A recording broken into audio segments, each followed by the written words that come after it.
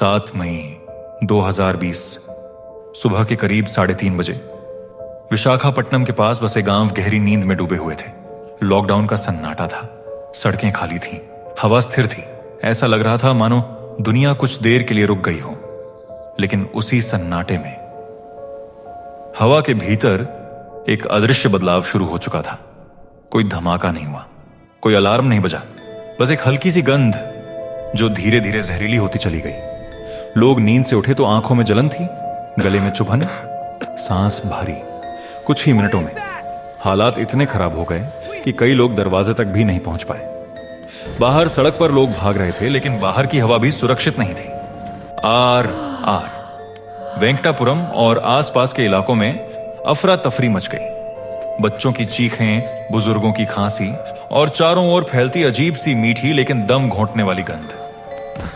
यह किसी फिल्म का दृश्य नहीं था, यह हकीकत थी।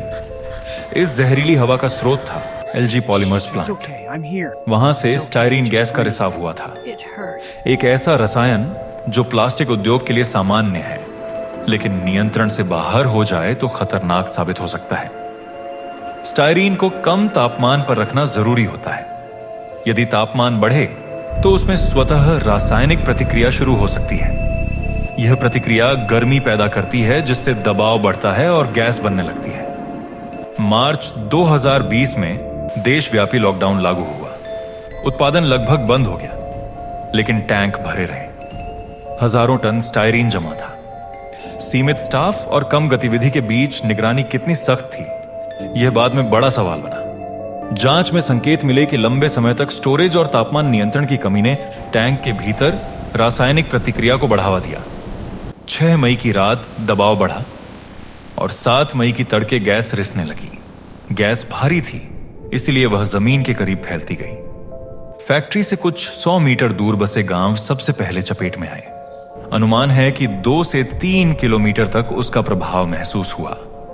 लोग सड़क पर बेहोश मिले, कुछ अपने घरों में अचेत पड़े थे, कई मवेशी मर गए, पेड़ों की पत्तियां झुलस गईं। यह दृश्य उस सुबह के सूरज के साथ सामने आया। सरकारी आंकड़ों के अनुसार कम से कम 12 लोगों की मौत हुई। 300 से अधिक लोगों को अस्पताल में भर्ती कराया गया। हजारों लोग प्रभावित हुए। ये संख्या सिर्फ आंकड़े नहीं थे, ये परिवार थे, सपने थे, जिंदगियां थीं। अस्पतालों में अचानक भीड़ उमड़ पड़ी। कोविड-19 के डर के बीच गैस पीड़ितों का इलाज शुरू हुआ। लक्षण थे सांस लेने में कठिनाई, उल्टी, सिर दर्द, आंखों में जलन और बेहोशी। राष्ट्रीय आपदा प्रतिक्रिया बल और स्थानीय प्रशासन ने इलाके को खाली कराया। बसों में भरकर लोगों को सुरक्षित स्थानों पर ले जाया गया, लेकिन तब तक नुकसान हो चुका था।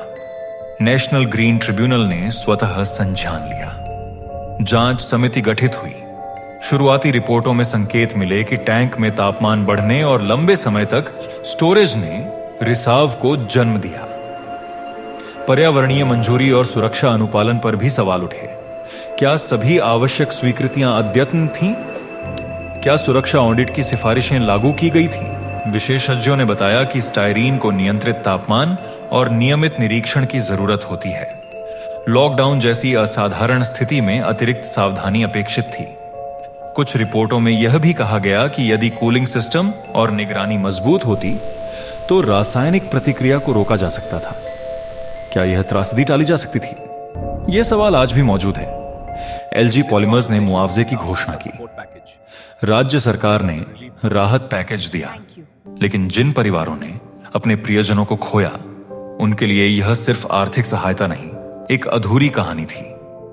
पर्यावरण विशेषज्ञों ने मिट्टी और पानी के नमूने लिए, यह जांचने के लिए कि गैस का दीर्घकालिक असर क्या होगा।